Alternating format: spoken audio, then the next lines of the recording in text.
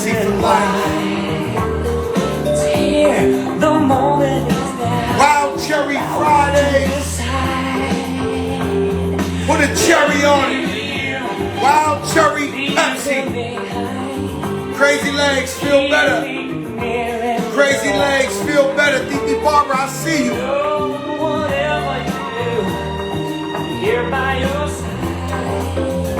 We early today.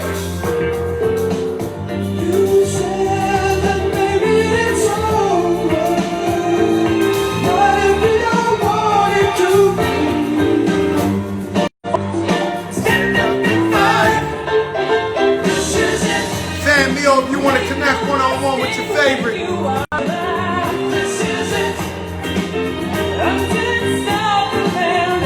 early with it. DD Barber was good. Rich player to God. The Late Show, huh? Crazy Legs was good. I know Crazy Legs.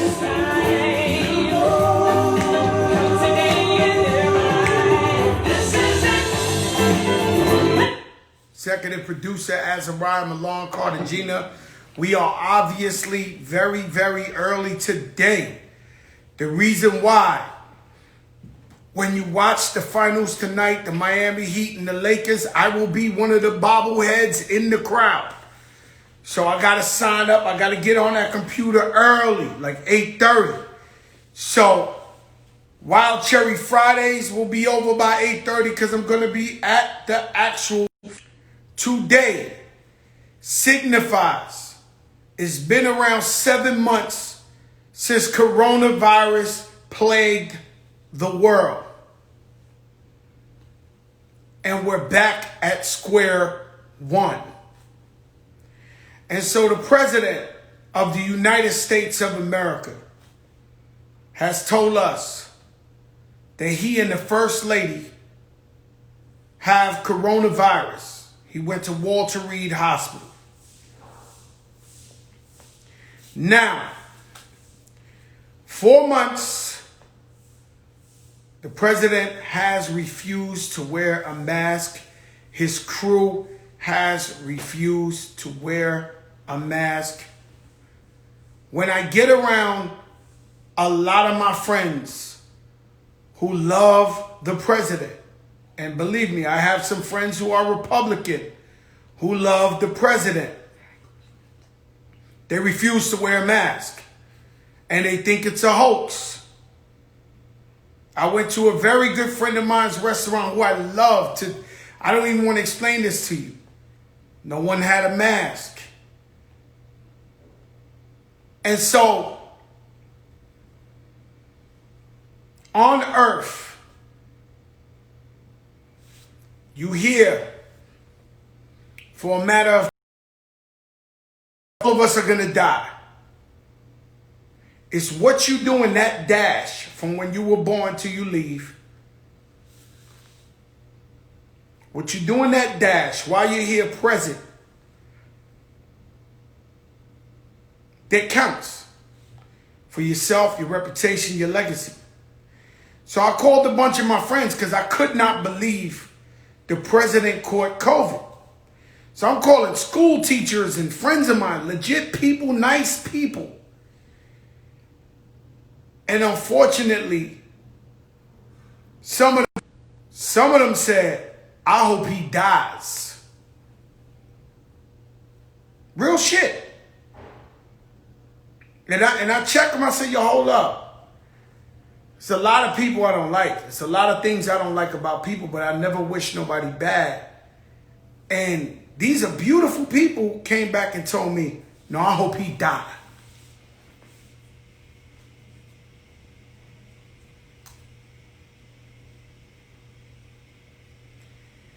And so I'm going to tell you now, I never believe in wishing anybody bad, no matter what. And so what I am wishing is that the president survives and the FLOTUS survives. And, you know, when you have a life life-changing event to where you almost die and you near death, even if he's asymptomatic, even if he doesn't have all the symptoms, even if he don't go on a respirator, God forbid, you have a life-threatening moment in your life, I hope it will let him see the inner him and he could change and say to himself, I got to change what I've been doing out here. I have to change. Shout out to Amala the Negative. Happy birthday. I see you on the check-in. And Versace Mansion and all that. And so maybe when you have a life-threatening moment, maybe he'll change and try to come and rewrite some of his moves he made in the past. And we can't forget that he would not denounce white supremacists. We can't forget that he called all Mexicans drug dealers and rapists. We can't forget that they were separating families at the border. We won't forget. And you look at this situation, you say to yourself, let's be honest, because we've been taking COVID serious, but we've been moving too. So with the mask on, whatever, but every now and then you're talking to some of your friends, you don't know where they've been, and you hanging out with them. So we've been laxed a little. But now, the president gets COVID. This is very real. Shout out to how he treated Puerto Rico as well. He went over there in the hurricane and threw paper towels at my people. So, I'm not going to lie to you guys. You can call me a sheep. You can call me non-woke. You could call me whatever. I prayed for the president and his wife because I don't wish nobody wrong. But I'm going to vote for Joe Biden. And so, hopefully this time I have him really look at himself. Because I'm sure we can't force everybody's opinion. But when we die, damn, man, I don't think it'll feel so good knowing that people are actually celebrating your death. And I'm not talking about ignorant bums. I'm not talking about people. I'm talking about decent people with families and good jobs and everything who's like, yo, I want him to die. Some deep shit. Really, really deep shit. Everybody, COVID-19 is real. Wear your mask. Clean your hands. Do whatever you gotta do. You heard that. Now let's move it over to Conspiracy Joe. Conspiracy Joe says, we've seen this guy do everything on the planet Earth. Lying is not a problem. He does it fluently. Suppose he was getting such bad responses. So when you look at the debate, he did so bad and was so disgraceful that I checked Fox TV, which is his channel. And they was chewing him up saying that, yo, this is disgraceful. This ain't president-like. Why he just didn't denounce white supremacists. It was looking real bad. And this guy is the king of making all the news about him. So now he has COVID. Suppose he ain't really got COVID. Suppose this is to divert attention. It's 1 month left to go. The polls were showing that he's going to lose. Maybe we feel more sympathetic for him. Maybe he's on the news 24 hours a day for the next 2 weeks. And so even if Joe Biden is throwing fireworks, he won't get no attention.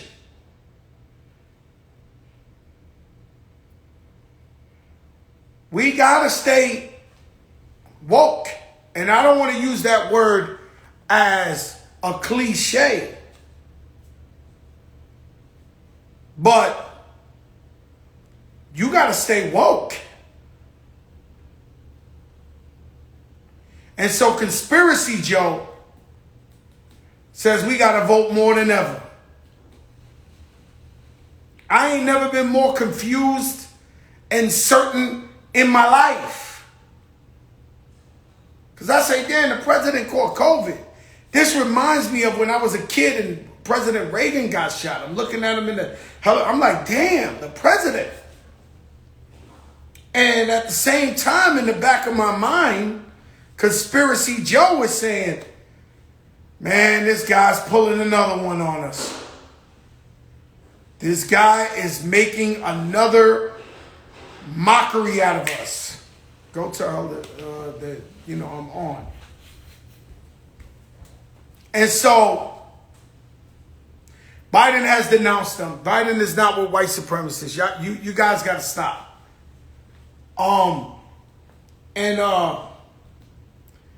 Obviously, we wish him the best. His wife the best. His family the best. Everybody who got sick. Speedy recovery, but hoping that God has shed some light on him and he can finally change his ways. Because this country is ripping apart. Kenny Burns, what's up, my brother? It's almost 3 years since the Hurricane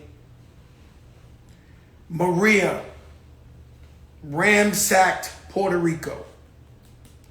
I want to do a whole show on this. Probably with Ruben Diaz, the Bronx Borough president, and just you people, everybody from New York who came together. My sister Remy, Kevin Hart, bunch of celebrities came together, Romeo Santos, and we told everybody come to Jacob Javits, and the whole New York City was collecting, food and collecting women's hygienes and canned foods and all this thing. And I remember I told Jay-Z I needed his help. He said he's going to put up the first plane, and the airplane that fills 250,000 pounds of food or whatever you have. We didn't fill up one plane. We filled up 4.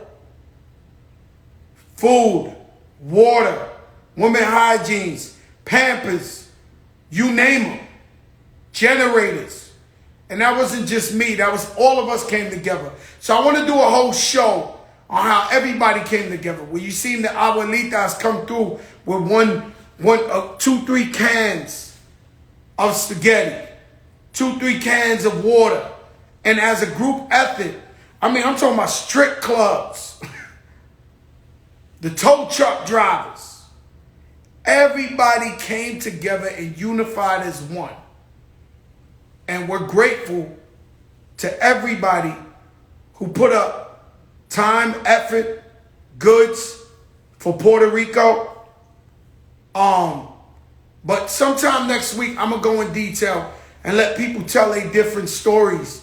What's crazy is in the Jacob Javits Center, they called me, and one 18-wheeler came, and it was a Hasidic Jews, and they unloaded it.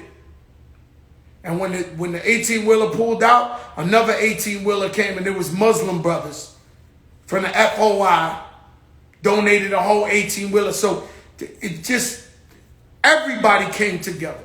And if you know the history of that, you would know what I'm talking about.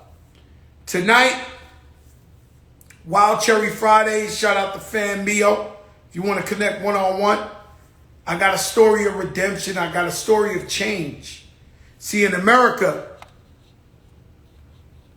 we say people change, but we never really believe that. People never really believe that, especially the system. Yo, what's up, my brother? up, man? Thank you for having me here. How do I say your name? Cosmate, right? Course, Marte. Cos Marte Dominicano. My Yeah. brother, I was watching. First of all, shout out to my brother Pistol Pete. He has a thing he does on justice reform and people who were inmates and they came out of jail and how they changing their lives and the shit they went through there. I want to plug you in with Pistol so you could do his show on YouTube. But I slipped into Vice and I saw your story and it said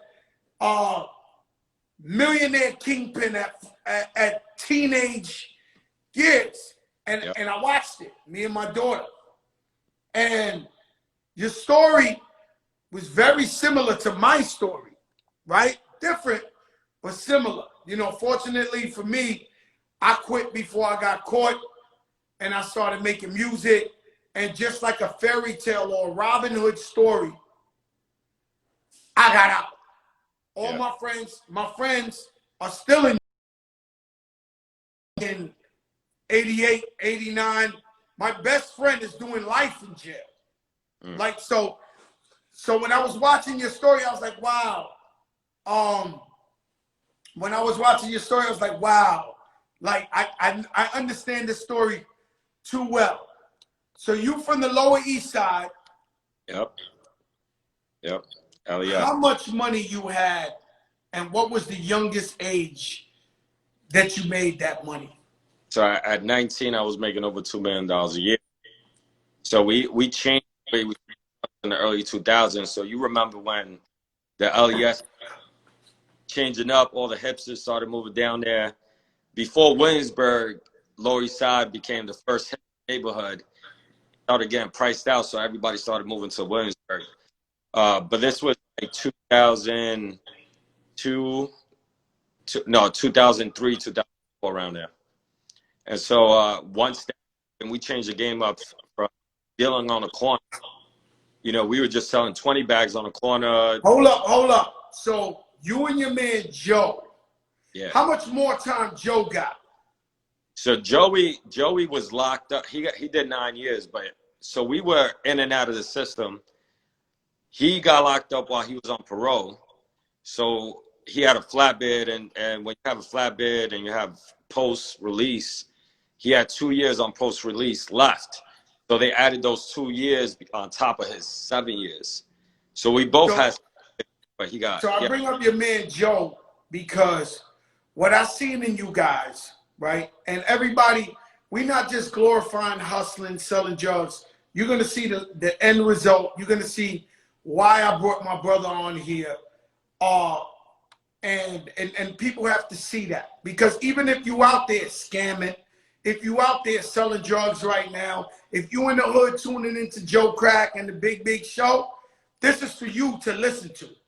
This is for you to understand that what you're doing out there is actually hard to sell drugs. Because you got to find the person to get it. You got to stay out there 24 hours a day. You got to market and promote and brand the shit. Then you got people who want to rob you and kill you. Then you got the feds who want to put you in jail. Yep. And your product. And in there, you get to buy some Gucci or Louis. Yep. That's right. And so you and Joey were up 24 hours a day hustling. You said your man Joey didn't even want to go upstairs because there was so much money on the block. He would take shits on the street. Is this true? In between the cars, we would brush our teeth with quarter water. We would just, we had this feeling, and I've never met anybody that had that money mentality like I did. Like we had a cold heart, which was not now I met you, so but we had a real cold heart back in the day. But it didn't matter, like, whether we hurt somebody or we sold drugs to somebody that was already sick or we saw somebody overdose. It was just about paper. Unfortunately, it was in a bad way, but it was nonstop. It was this hunger that I had inside. And that's the hunger that were procrastinators. I hated people on the block not doing shit. That's the hunger that anybody who makes it legitly, anybody that comes from humble means and makes it legit, whether they're a baker, a mechanic, an entrepreneur, whether they sold drugs, whatever, they knew they had what it took. They didn't want to be broke. And they knew they were going to do whatever it took to get that money.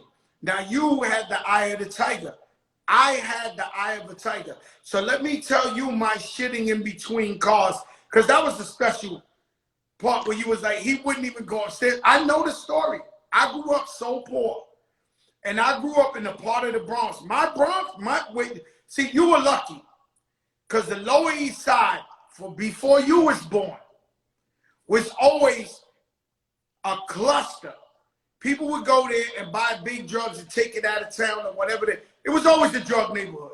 So there was money in your hood. You grew up in a hood that had tons of money in there with drugs. Me, I grew up in a hood that you could have bought the best drugs and you couldn't make $1. Don't ask me why, because I tried, right? Yep. We just couldn't make money in my hood. So I had to go to other hoods, which was even more dangerous, to open up shop or whatever. But I'll tell you a story. One time, when I was hustling, you know, in the streets, and I was always like, similar to you, a boss, because you always, you said you wouldn't go hand in hand, you'll throw it off, you just, you know, we always just thought like boss. This is why I love your story. And even as a young kid, 15, 16 years old, I wasn't going hand in hand. I always had a picture, a lookout, I ran it, right? So I remember one time in the area I was at, and I was in the area in the Bronx, I'm not going to say where the shit was like Wall Street with drugs, similar to the Lower East Side. Before your time, because you came up at the time, Fat Joe was already rapping. You already knew Lean Back and all that. But when I came up, so long story short, like about 3 to 10 dope fiends had overdosed and died. So the National Guard came and shut the whole 10-block radius down. So it was army on every corner. And no one would hustle because everybody was scared to death. And I remember going in the Strat's crib, Fat Joe, pulling out 10 G's of brick and coming out knowing that the National Guard is on this corner, this corner, this corner, and coming out there and serving myself. And it was tearing it up. And I did that maybe like 3 times in one day. The last time I came, the DTs jumped, but they caught the wrong guys. They went for the wrong guys, and I got out. But what I'm trying to tell you is the hunger, the greed, the that I refuse to be a bum and them tell me I can't hustle and do it myself. So I know what you mean when you said, yo, I wasn't stopping at nothing. My man would take a shit in between the cars, and you was making millions of dollars, yep. And you refused to stop, yep. Right? Another yep. Story you had. But right? we were living in a van on the corners nonstop, staying up for 3, 4, 5 days. You know, we didn't use coke. We started taking no-dose pills just to stay up, because we're like, yo, if we lose sleep or somebody closes their eyes, somebody in this corner is gonna walk by. We're not gonna lose that dollar. We don't know we're gonna lose that opportunity. I never heard that before in my life. That one right there, I never heard. I remember one Christmas, you know, I was real greedy.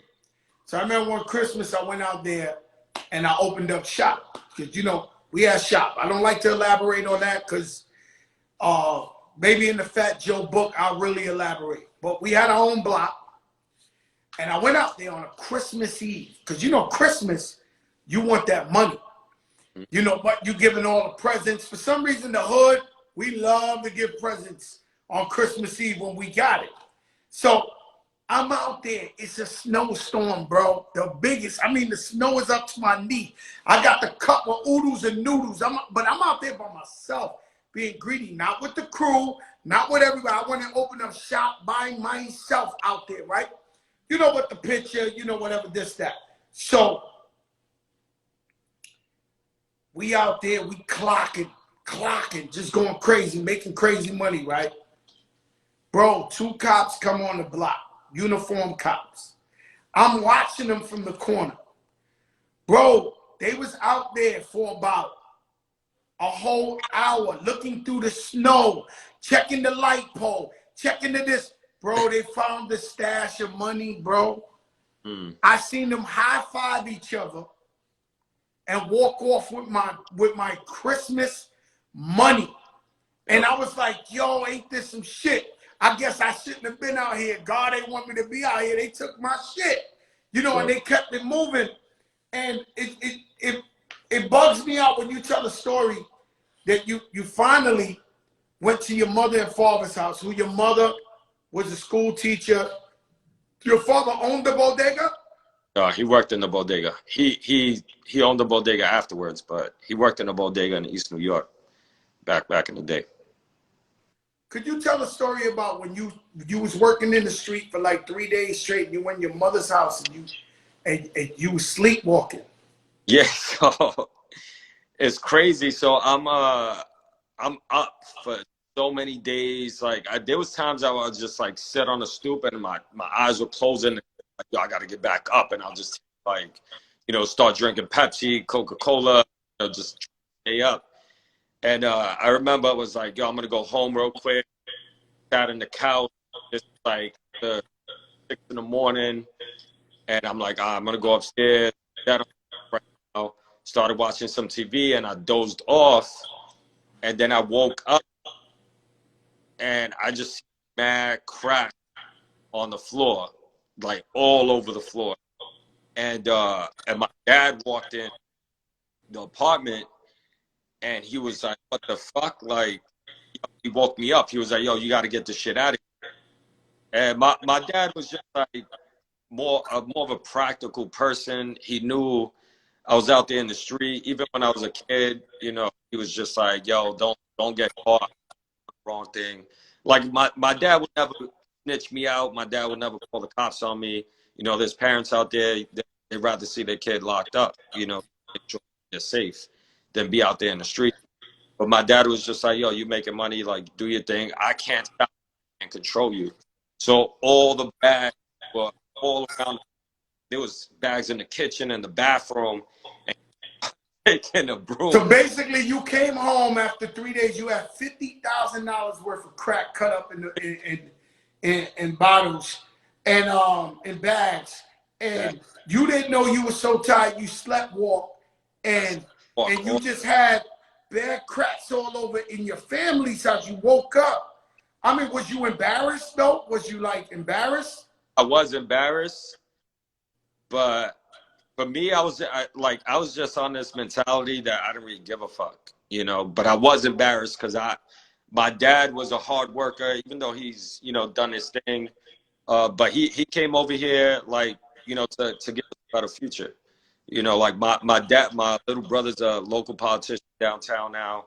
Like my sisters became execs. One of my oldest sisters, she became the first Hispanic woman to become executive director at Goldman Sachs. So we grew up. You're a very intelligent family and you hustlers. And bro, you're a big deal. That's why you on the show.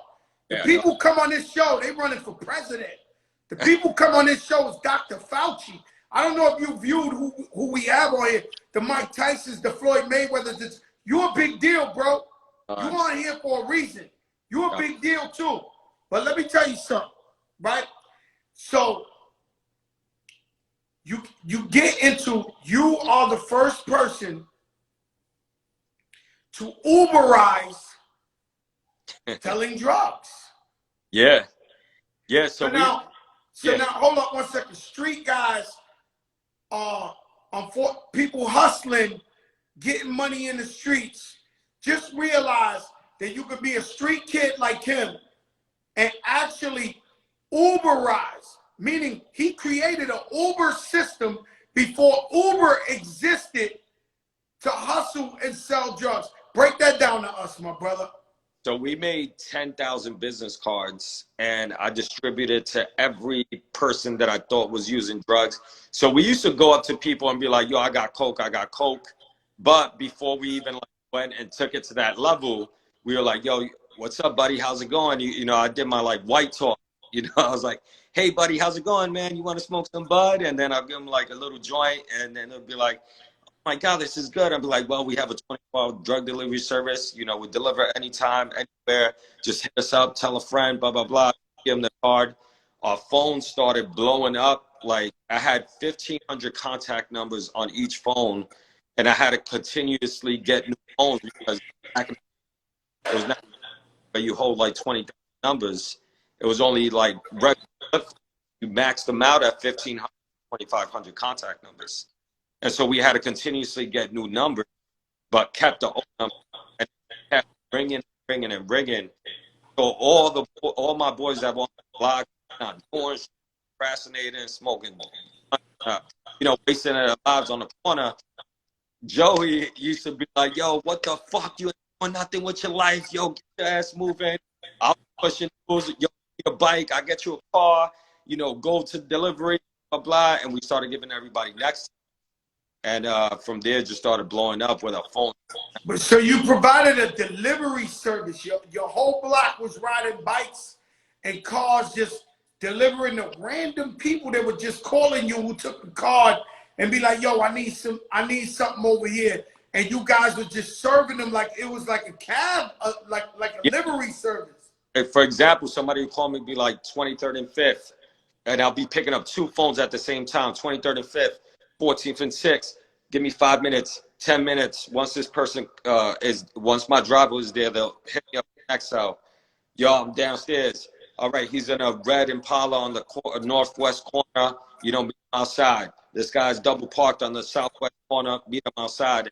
Just like stop, like hitting up with the next cell. It was a crazy, crazy time. And then I'm just home. I'm home with a pad. At one time, I had an easel board where we had a chart, and whoever called, we were writing it down. Boom, boom, how much? Boom, boom. This person made this much, taking quotas, and then we would just keep the books on a book. You know, you got so big, right, that did you even know you was under surveillance at the time? Did you even, do you know who told on you? Did somebody tell on you, or they just caught you? Somebody told on me. So they had an investigation for a whole year, but they first locked up one of the guys that was making the deliveries for me, right? They had to put in the precinct for like 12 hours, interrogating him, blah, blah, blah. And then once they get to the crib, I had a stash house on the back in the Bronx, on the east side. And they get to the crib, they knock down the door, they bring me upstairs, they're like, what the drugs are. I'm like, I don't know what the fuck is you talking about. I had probably like 500 pairs of Jordans. That's how I started Combody. We sold all my Jordans to Combody. That's another story. But yeah, I get upstairs, I'm in cuffs, and the cops are like, you know, looking for the drugs. And one detective comes up, he's like, where all the drugs are. You know, and they just pour, and he right to the corner where the box of Jordans was, and they opened it up half, all bagged up. You know, we had similar to you. We were just, you know, we grew up bums, man. We ain't have nothing. At least your mother was a school teacher. Your father, like, we didn't have that. We had like, we hustled and we made a lot of money, and we didn't know what to do with it. We just had sneaker boxes of money in the projects because I refused to move out the projects.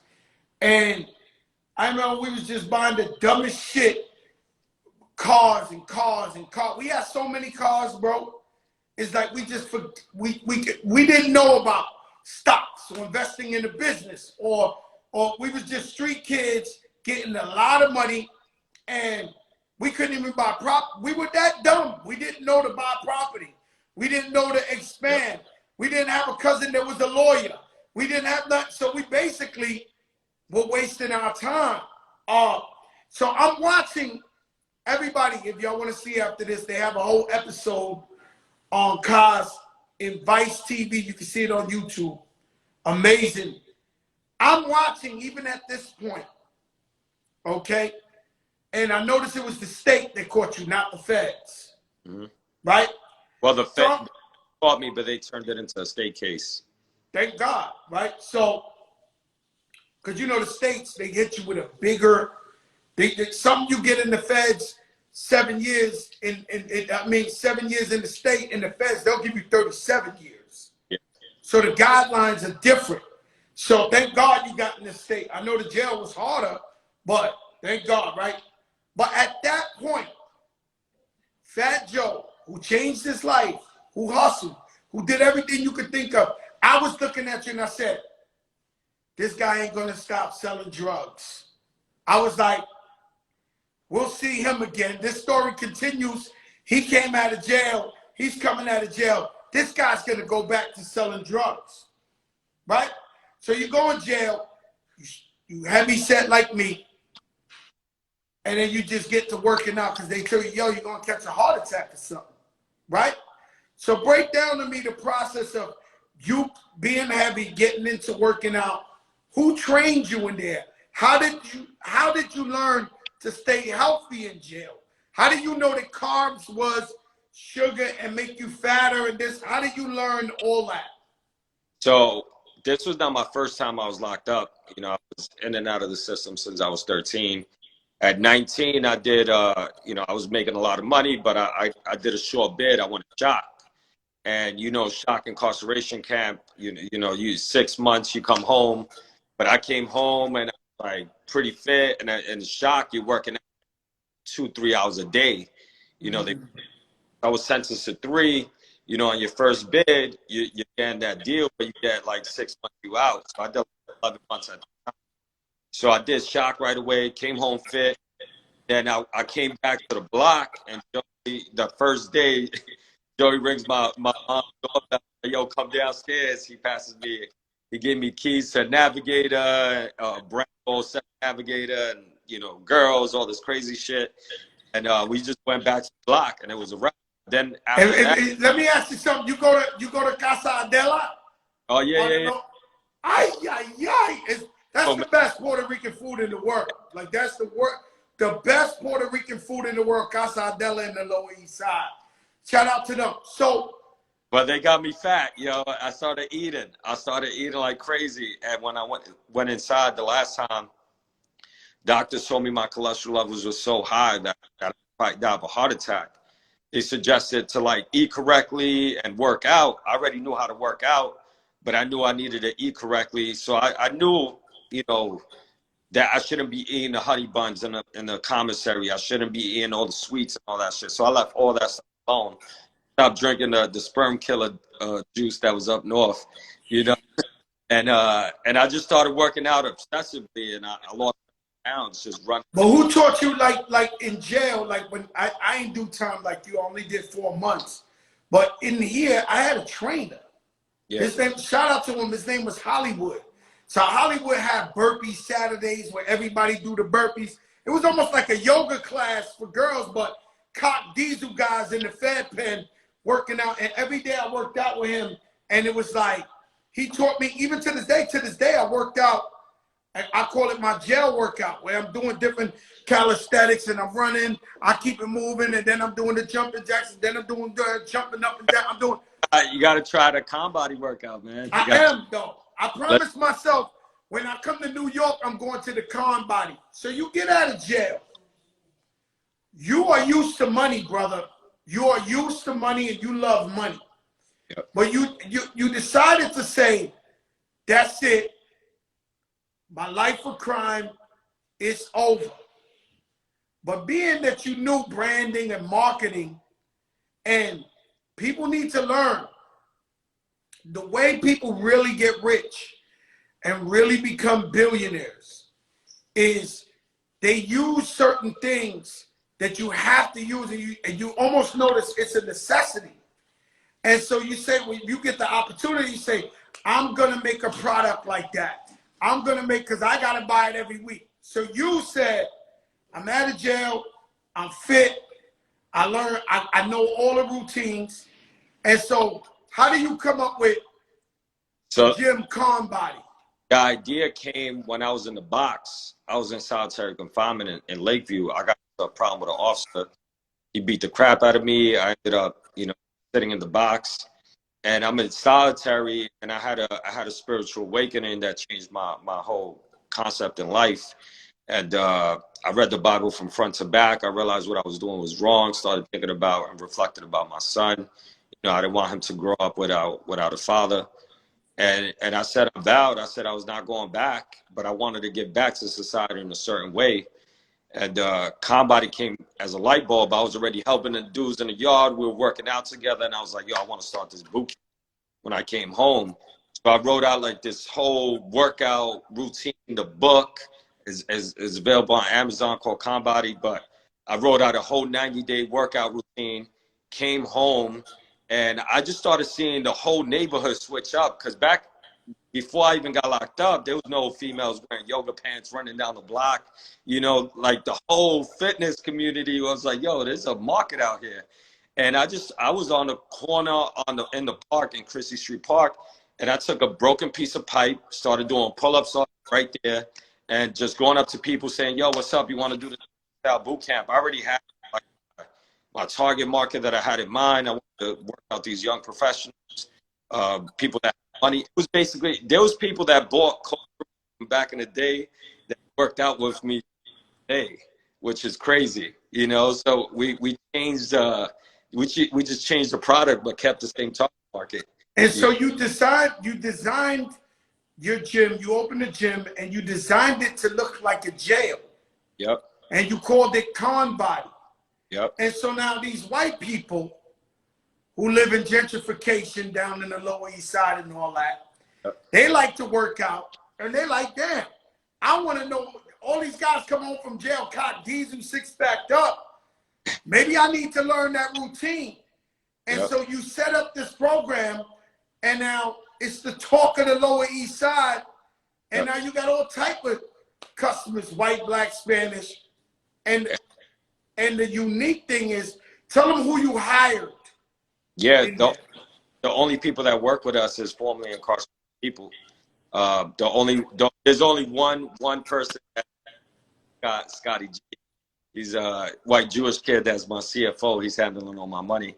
But yeah, so everybody else is formerly incarcerated. I want to change the perspective of how people view formerly incarcerated people. You know, most of the time they have this known perception. Somebody they watch TV been locked up as locked up caged animals. They're dumb. The smartest people I've met in my life have been incarcerated. You know, we just need to change and give that opportunity. I actually started this nonprofit called Second Chance Studios, where we're not only giving people manual labor jobs working in gyms, we want to teach them like technical skills, getting to podcasting, audio engineering. We're starting this whole crazy program now. So you can check that out on my personal. And so that's like, you know, Wyclef told me one time, he said, yo, Joe, you very Malcolm X-ish. And I said, well, you know, Malcolm X, that's different, right? And he said, but I watched you for years get guys that did mad years in jail and got locked up and hired them and changed their lives, and they became part of your crew and this and that. And so he's right, as where you a person where most of these guys that come home from jail, they don't have an opportunity or they don't have a job waiting for them. And let's be clear, jail is not rehabilitation for nothing. Mm-hmm. Jail is a warehouse where they house humans like cattle. We're no different than cows, where they put a number on a cow, brand them, and in fact, you learn worse shit in jail than when you went in there. Yep. So the fact that you provide a situation where if a guy's a great trainer could come home and get a job, I mean, that speaks volumes to you turning your life around. The most beautiful thing is that we've hired 47 people and none of them have gotten back. So we have a 0 recidivism rate, and there's no program out there that can say that. You know what I mean? And it's sad because the only reason I pulled you on here, to be honest with you, besides that your story's amazing, is that people honestly are watching and don't believe that people can change. And this is a constant struggle I have. I tell people, Fat Joe does not think like the Fat Joe when I was 18 years old. I'm a grown man, got a family, got that, you know, and people they feel like you could never change.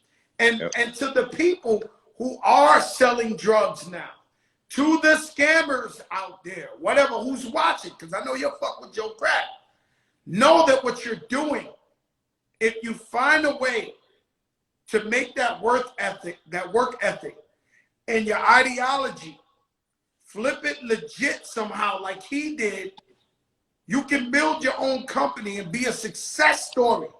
A lot of our guys are very intelligent, but they don't believe or have the means or the know-how to execute the plan.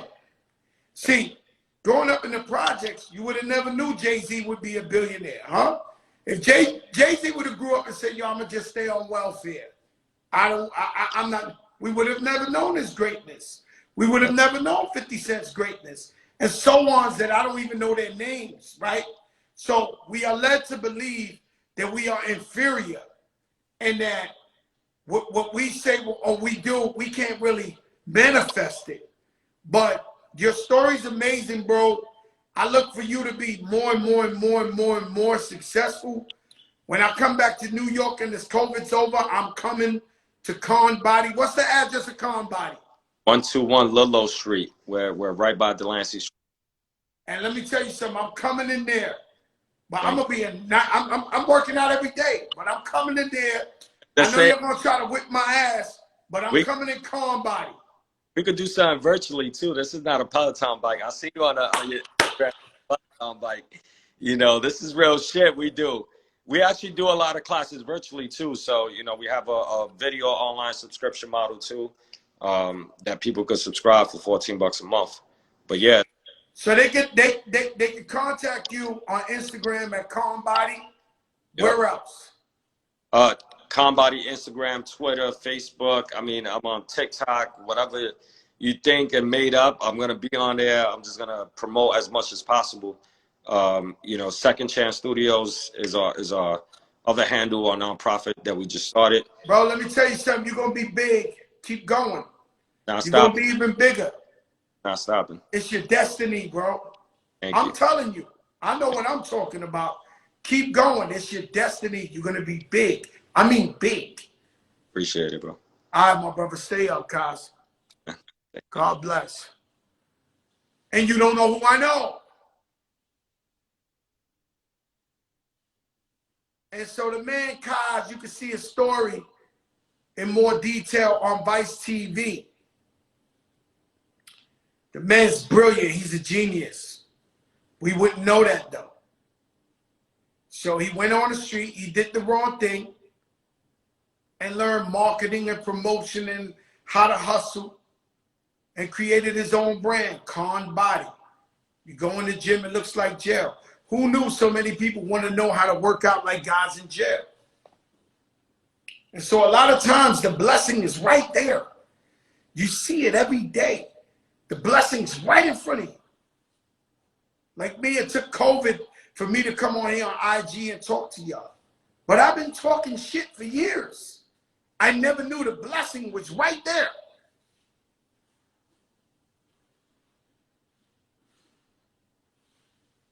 And so you speak it into existence.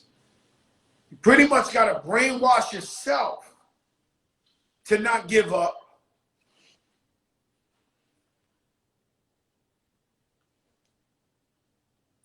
And act on it. I'm a fan of this guy.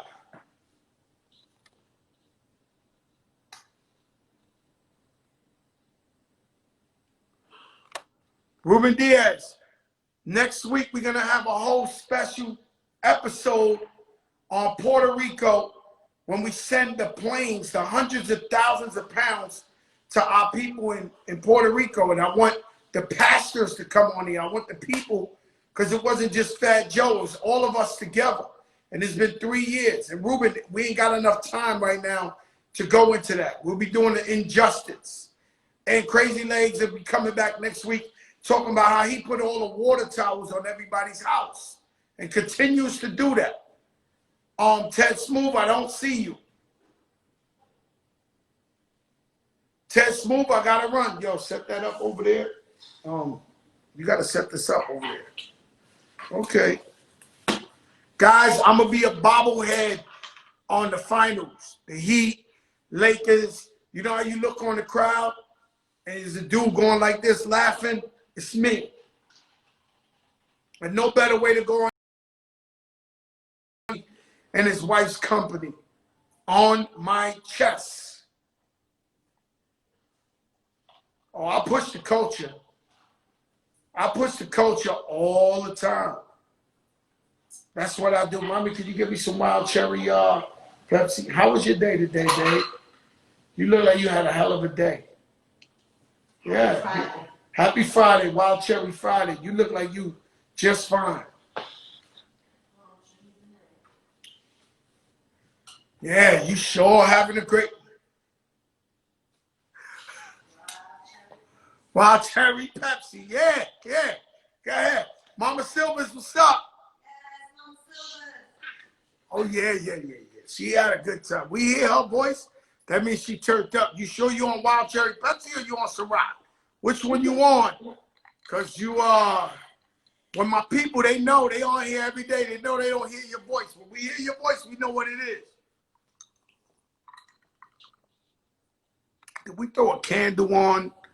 And maybe, I can't find Ted Smooth. I hate this. I keep telling her.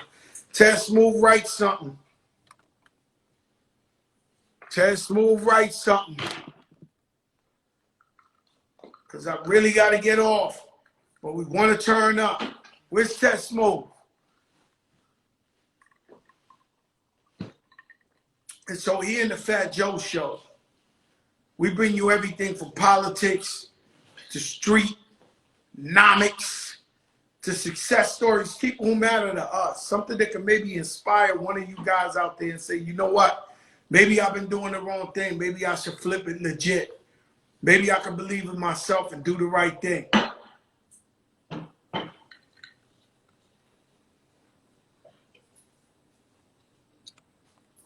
I don't see Ted Smooth. Everybody says he's on here, but I don't see it. Comment again, Ted.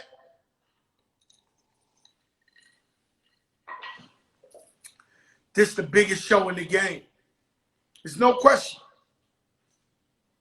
Bringing you the real shit. I bring you the doctors that's in the ground in the Bronx. I bring you domestic violence people that's out there. I bring you the AOCs of the world. This is the real shit in real time. Prime time.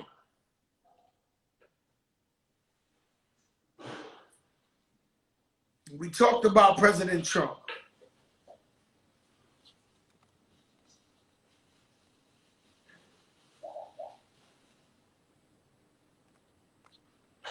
I'll tell you a story. All right, Ted, we got to do it tomorrow then or something. Look for Ted. Listen, I'll tell you a story.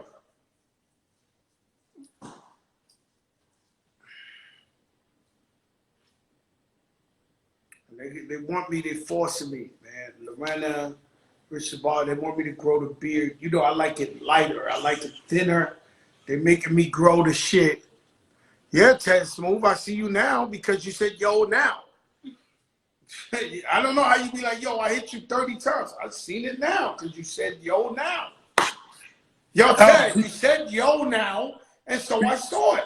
We got to get you the... I need glasses. Some Gucci joints, some goggle shits, some goggles, Gucci. Straight goggles. I'm gonna get me some shit like this, some goggles.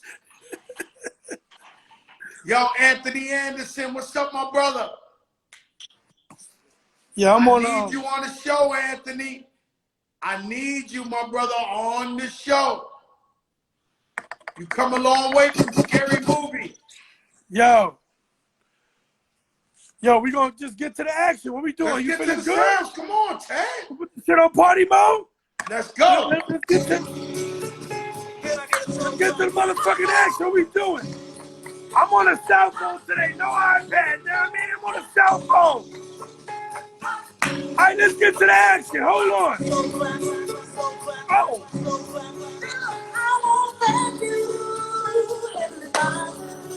Grown shit.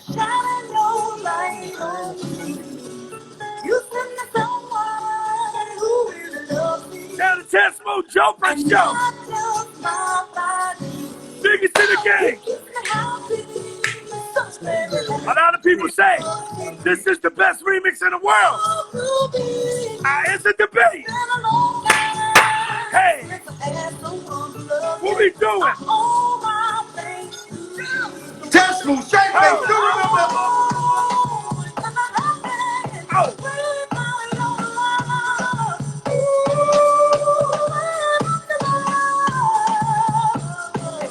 On a Friday. Pepsi Cherry.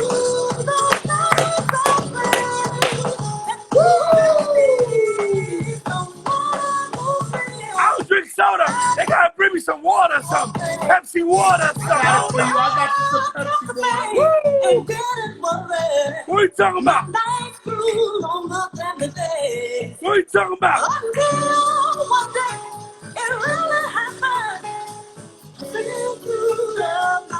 Alright, let's get into it.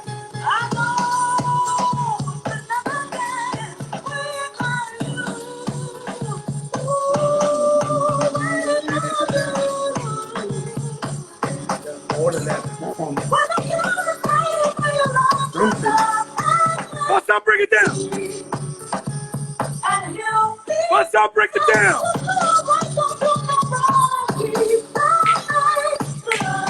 Beachy.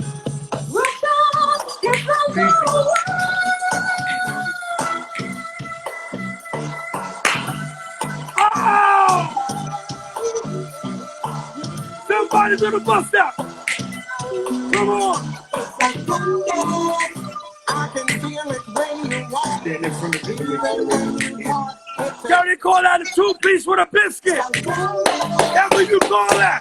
I wanna know, can you feel it too?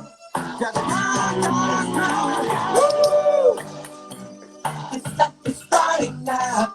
It's the same feeling I always seem to get around. Let's get to it. No mistaken, I clearly taken by that simple feeling of you. Oh.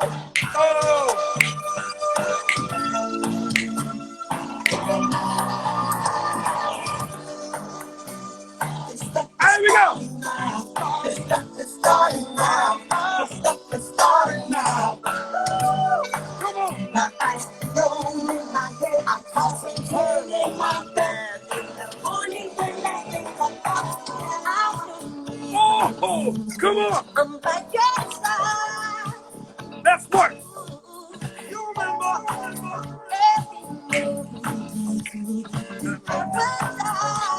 Oh, shit. Can I put the roller skates on? Yo, can I put the skates on? I was never good at roller skating. What's up? What's up? Never good at roller skating. I win. Don't worry about it. Watch from the side. Don't worry about it. Fat Joe, I had the greatest roller skating jam in New York City ever last Saturday. Oh, it's not a rumor. Oh, it's not a rumor. You know what? Ah! Come on. Yo, Fat Joe. No, the greatest roller skating party ever. Trying to tell you. Come on. Woo! What are you talking about? Shout to Brucey B. Shout to E. Kim. Shout to Hollywood. Shout to Red Alert. Shout to Ron G. Those are my DJs, by the way. Word. All the damn night. Kenny Maneuver. Master Z. It's the team. I can see it now. You're stepping so high. Joe, you want to hear a big roller skate record? Let me hear. Let me hear. Hold on.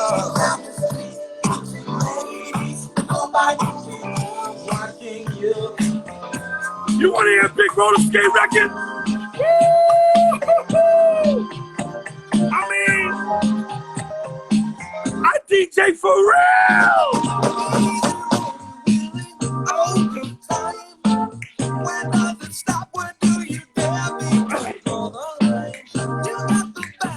Tell you a funny story, Joe. Tell you a funny story.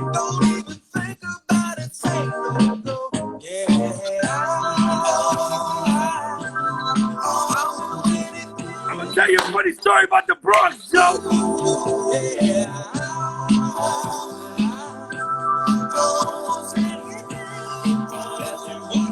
Y'all see it? I can't go for that.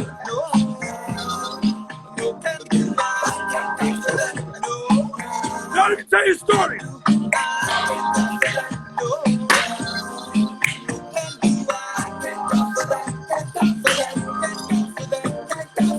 Joe, let me tell you a funny story, Joe. I'm from Wagner Projects in East Harlem, right? Our best friends moved to the Bronx when they first started building houses on Tiffany. Remember Tiffany Street?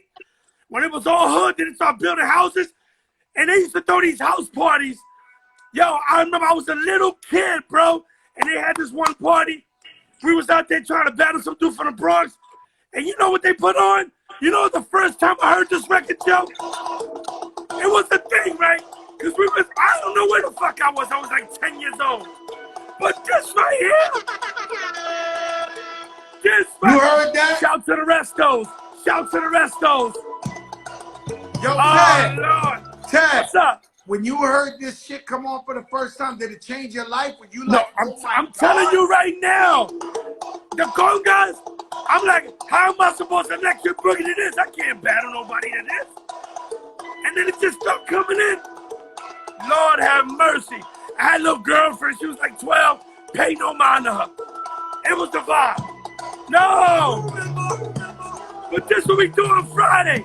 We give me that feeling. Pepsi Cherry. Woo! Y'all know.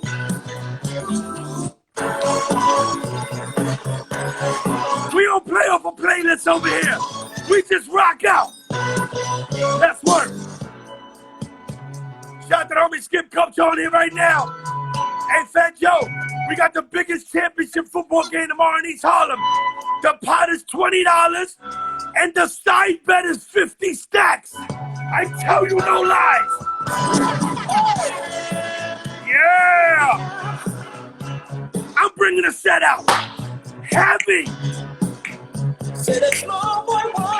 Shout out to Pamsy, Call the Mob, Super Friends.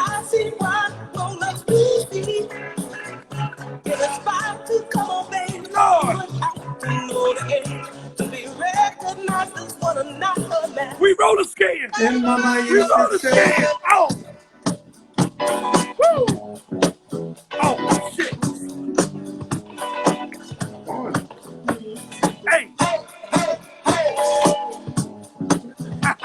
What you got to say? Lord.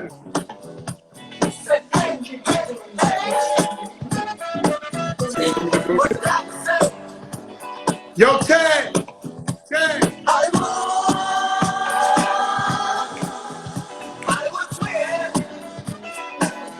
It's the sound of Ted Smooth. Yo, bro. Hey, yo, Fat Joe, check it out. Land Quarters 99, 2000, we doing on Sundays. Whenever I said on the microphone, yo, that 4 train is coming. That 4 train is coming. Lord. No. You remember? My God. We got a party. Ah. Are we ready? Yeah. Lord. Yo, bro.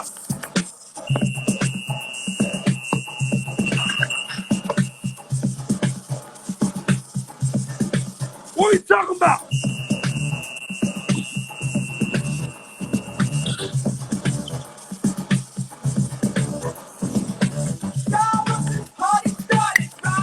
Now we moved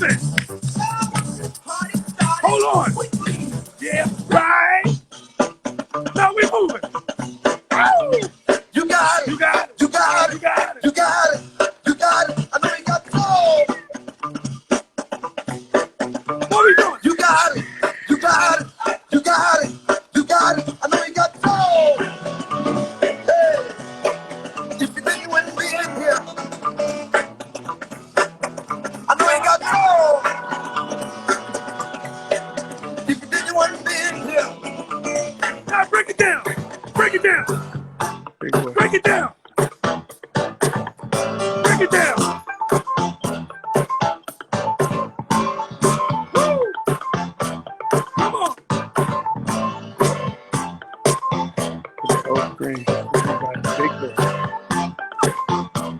Now let me get this bag. Fat Joe, only someone know that many niggas know about this next one. It's a real bass line from 1981. I might take it to a place. Bass line. Ooh, serious type of business. Tell the Tesla what's up. I mean, I'm in a different bag today. Let's go. Woo! Oh, man. You remember.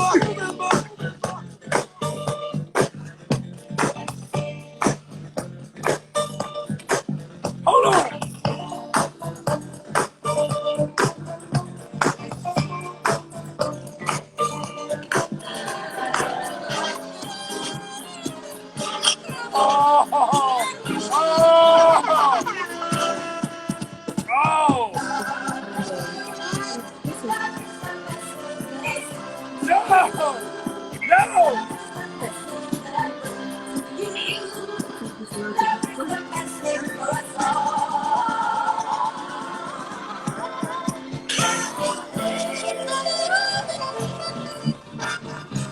Oh my God! Oh my! Joe, you went to the fun house? You went to the fun house? You was there! You was there! Oh, that little Louis shit! That Jelly Bean shit! He's a crook. Come on! Come on!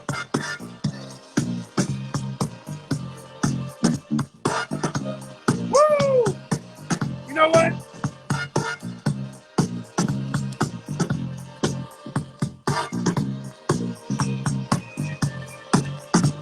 Yo, Ted.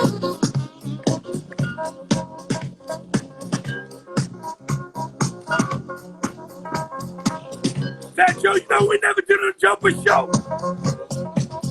You know we never did a jumper show. Shame on me. Cause you from the Bronx. And I'm from Harlem. And this next genre of music, that's where it was born. Oh Lord. Oh Lord. No. Rest in peace, Danny Vargas. Oh Lord. Cocktail. Devil Snap. La Mirage. Oh shit. Woo! What we talking about? What we talking about? What we talking about? The other one is the one is for everybody. Hold on, let's see. Yes. Which one do you want to see? Which one do you want to see? Everywhere is a game. Yeah. Game or wait, you're not put it up there. Yo, We're not put it up yo, there. my bad. Cause when this played at the roller skating gym, I should have called you FaceTime. I should have called you FaceTime. I should have called you. Cause Hollywood was there. Brucey B was there. My bad.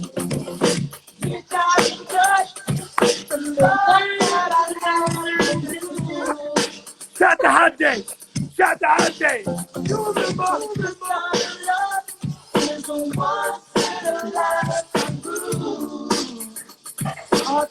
Come on. See it on your face. You know my love's the answer. Girl, don't be afraid. I know just what to do. Hey yo, who? What we That's doing? my brother. Yo, Ted. Yo, Ted. Hey, Fat Joe, you want to go watch the playoffs? You want to go watch the playoffs? I gotta go watch the playoff. Look, I'm not lying. Look at They ready? everybody. We in the crowd. We in the front row. You see this shit? I love it. This how But we check gonna this watch out. the Hold on, game. Joe. Hold I on. see Jesus Give me- in mirror. I see Big Boy from LA. Yo. Look at that. Lined up. Amon Shumpert. I mean, love I ain't it. lying Hey, to you. hold on, Joe. I'm going to be the bobblehead on the finals. That's a whole nother check. Hold on. Listen to me. Joe, for the real, you know, your real hip hop nigga, I just want to see your face for the next 5 seconds.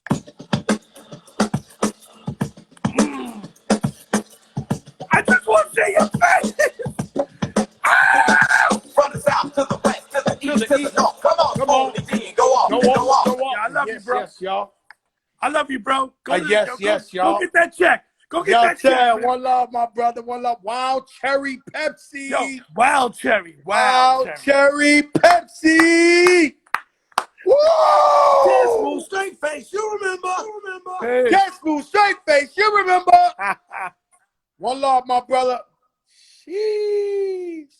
Put God first. Believe in yourself. Tomorrow I have that new Fresh Face Saturday where I put them artists on there like 4 o'clock, giving everybody a chance from the penitentiary to the streets, to everybody out there doing their thing. So tomorrow, you want to get in, hit the DM. Y'all know what this is. It's Wild Cherry Fridays. It's on and popping. I'm here, present at the finals. Look, you see Jesus and Miro. You see Big Boy. You see everybody. I'm not playing. I'm a bobblehead in the crowd. I'll see you in a few, y'all. Stay up. The big show. Put God first. Put God first. Shout out to my guest tonight, Cas Marte. He owns a business called Con Body in the Lower East Side. An incredible story. Go on Vice TV on YouTube, and you'll see him. He was a teenager. He was a millionaire hustling. Changed his life around legit. Peace, y'all. Stay up. The big